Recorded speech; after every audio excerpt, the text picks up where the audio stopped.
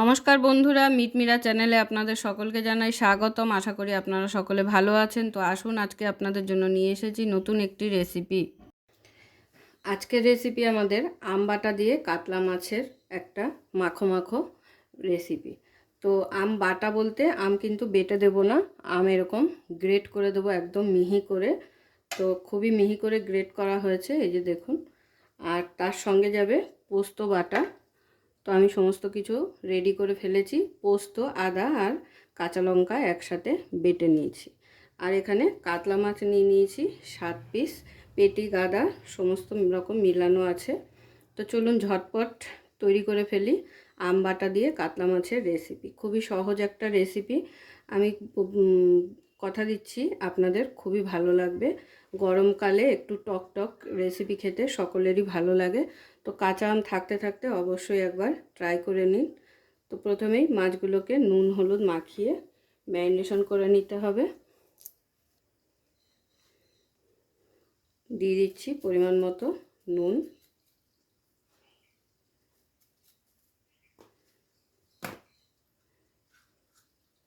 হলুদ,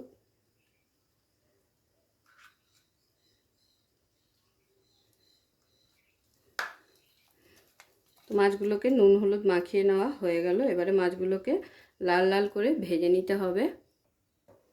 তো গ্যাস ধরিয়ে কড়াই বসিয়ে দিয়েছি মাছগুলো ভেজে নেওয়ার জন্য।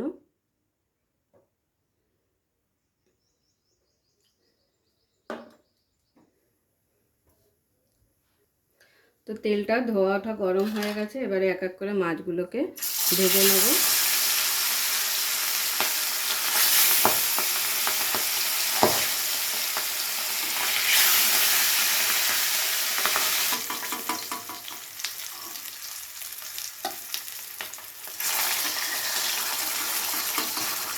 তো সমস্ত মাছ ভেজে নেওয়া হয়ে গেছে। এবারে এই তেলের মধ্যেই ফোড়নের জন্য দিয়ে দিচ্ছি 2টো শুকনো লঙ্কা আর সামান্য একটু গোটা জিরে। এবারে ফোড়নটাকে হালকা করে নাড়াচাড়া করে নেব। সুন্দর একটা ফ্লেভার আসা পর্যন্ত একটু নাড়াচাড়া করে নিয়ে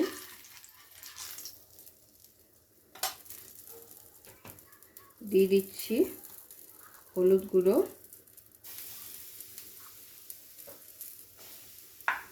পরিমাণ মতো নুন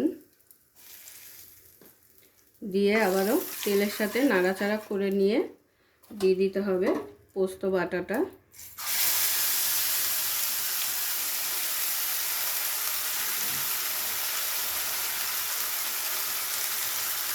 আর সঙ্গে বাটিটা ধুয়ে সামান্য একটু জল দিয়ে দিচ্ছি।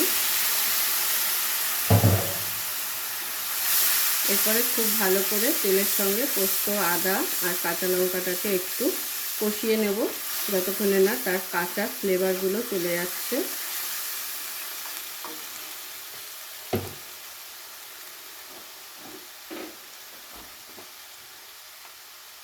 দিয়ে দিচ্ছি কাশ্মীরি লঙ্কা গুঁড়ো,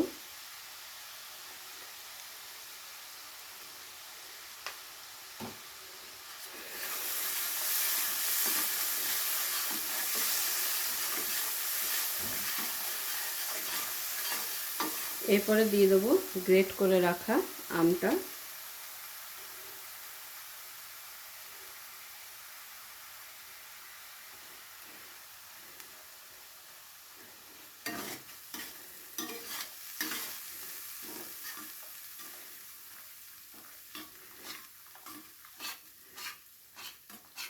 আমটাকে কিছুক্ষণ মশলার সাথে খুব ভালো করে কষিয়ে নেব।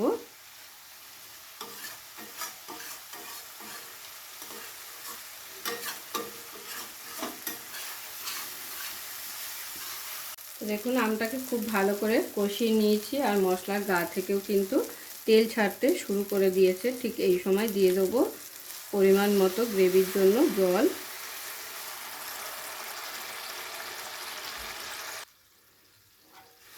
জলটা দেওয়ার পরে খুব ভালো করে নাড়াচাড়া করে নেব।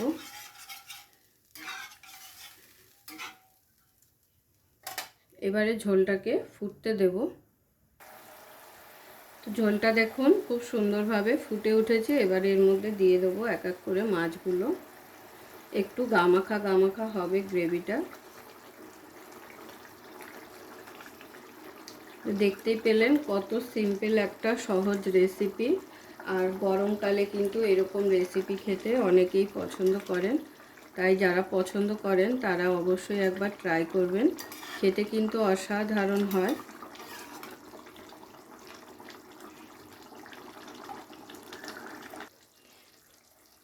তো মশলার সাথে 3 থেকে 4 মিনিট মাছগুলোকে খুব ভালো করে ফুটিয়ে নিয়েছি। আর গ্রেভিও কিন্তু প্রায় গামাখা হয়ে গেছে, আর কিন্তু শুকাবো না। তো এবারে আমি গরম গরম সার্ভ করে নেব।